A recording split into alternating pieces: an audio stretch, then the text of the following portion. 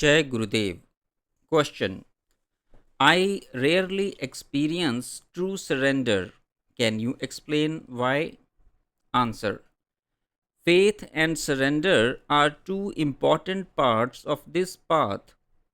If one does not have full surrender to one's Ishtadev or the Guru, there is a possibility that the fruits of the faith may be delayed or may not be as powerful.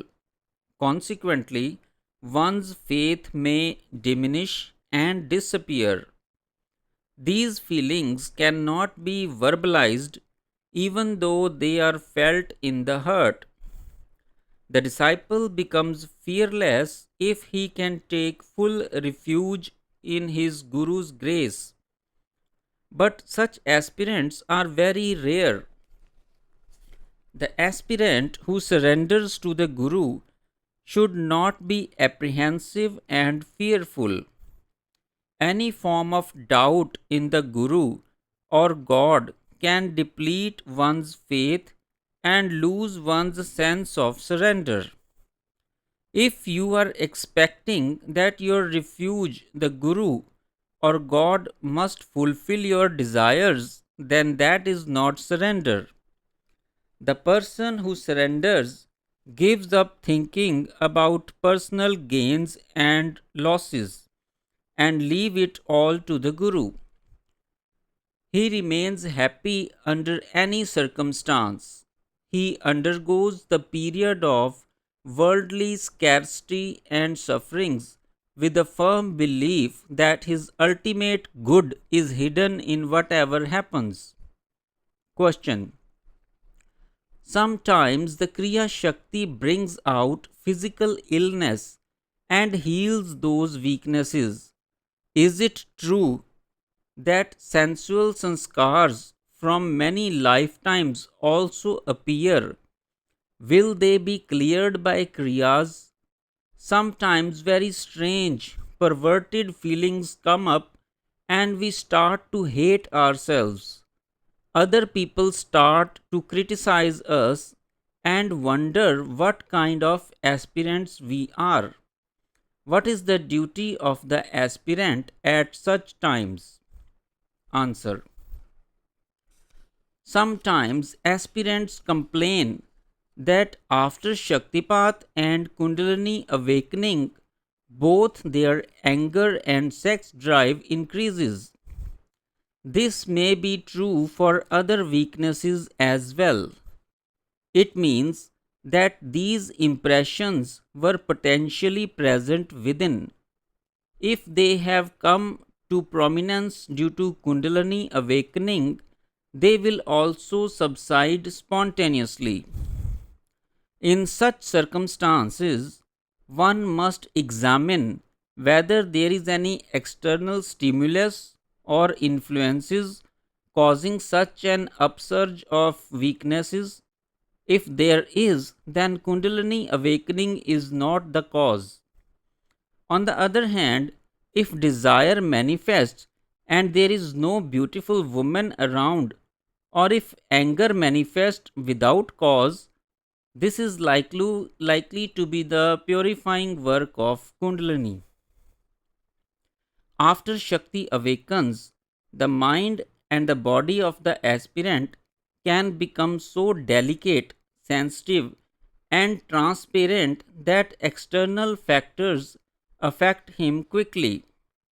Feeling of compassion for someone who is sick can make him sick as well. Other foibles affect him in the same way. To allow Shakti to clear diseases and other weaknesses, an aspirant must avoid an improper lifestyle and foods. If one does not pursue a proper lifestyle, there is the possibility of spiritual downfall. Question. Is it true that at the time of Shaktipat, the disciple is affected by Guru's mental powers? Some people say that Siddha Mahayog is a tool based on the science of psychology. How do you answer these allegations? Answer. The science of Shaktipat is not the mesmerism or mind control. It is a science related to Prana Shakti. Pran and mind are two different things. With Shaktipat, the pran starts to move upwards. That has nothing to do with psychology. Prana has very subtle work to do. It does not do the work of thinking. Those who say that Shaktipat is an aspect of psychology need to study the difference between mind and prana. Question. What is the difference between sleep and samadhi? Answer. Sleep is that state in which the chit or the subtle body is absorbed or dissolves into the causal body. In the samadhi state, however, the modifications and activities of the chit ceases to exist. Therefore, samadhi is different from sleep. Question. It is said that the knot between one's gross body and one's consciousness should be released.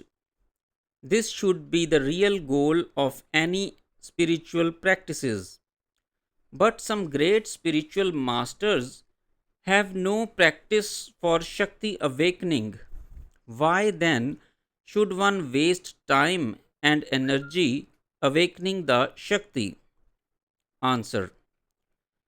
The knot between the gross and the subtle body is the I-ness and the belief that the body is the self.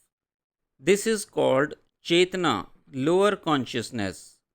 Kundalini Shakti is also a consciousness Shakti, but it is divine consciousness.